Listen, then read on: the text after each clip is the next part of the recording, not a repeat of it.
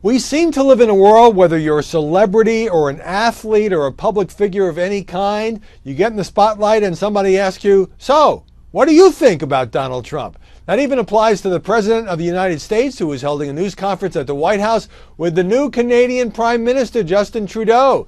And the questions, of course, turned to the campaign, and the President was asked whether he feels any responsibility for the rise of Trump.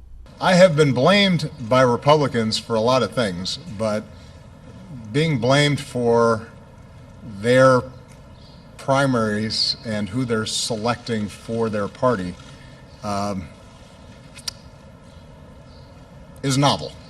So, not surprising that President Obama would say it's not my fault that Republicans seem to be in the process of nominating the Donald. Interesting, the phraseology in the question, which kind of suggests, implies, infers that there's something terrible about the rise of Donald Trump, the fact that he is getting the most votes by a lot in the Republican primaries and caucuses, and therefore it has to be blamed on somebody.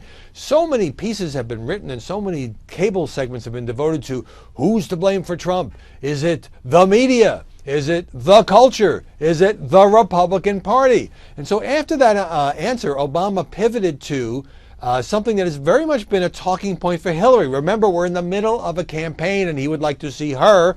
Doesn't think Bernie Sanders is going to win the nomination and kind of tilts toward Hillary Clinton anyway. He wants to see her beat Donald Trump if Trump is indeed the nominee.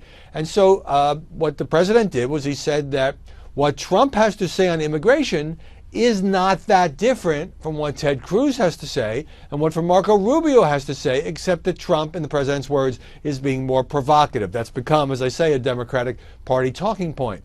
But the president did one other thing, and you've heard this refrain from him repeatedly over the more than 7 years that he's been in office. He started to talk about media outlets, by which he meant conservative media outlets, and social media, and talk radio, saying that many of those are driving home the message that every single thing that he does needs to be opposed, and that compromise is a dirty word. Well, certainly the president has a point that there are conservative commentators in some outlets that basically don't like anything that Barack Obama does, but the notion that that is to blame for whatever setbacks and failures he has had in his presidency has always seemed to me to be a kind of a self-indulgent response, because he's got the biggest megaphone in the country, if not the world. You know, talk radio may be influential, social media may be influential, Fox News, Rush Limbaugh, they all have a platform. But nobody's got as big a platform as the White House, and I don't think it's fair for the president to keep defaulting to that, except it really obviously seems to bug him.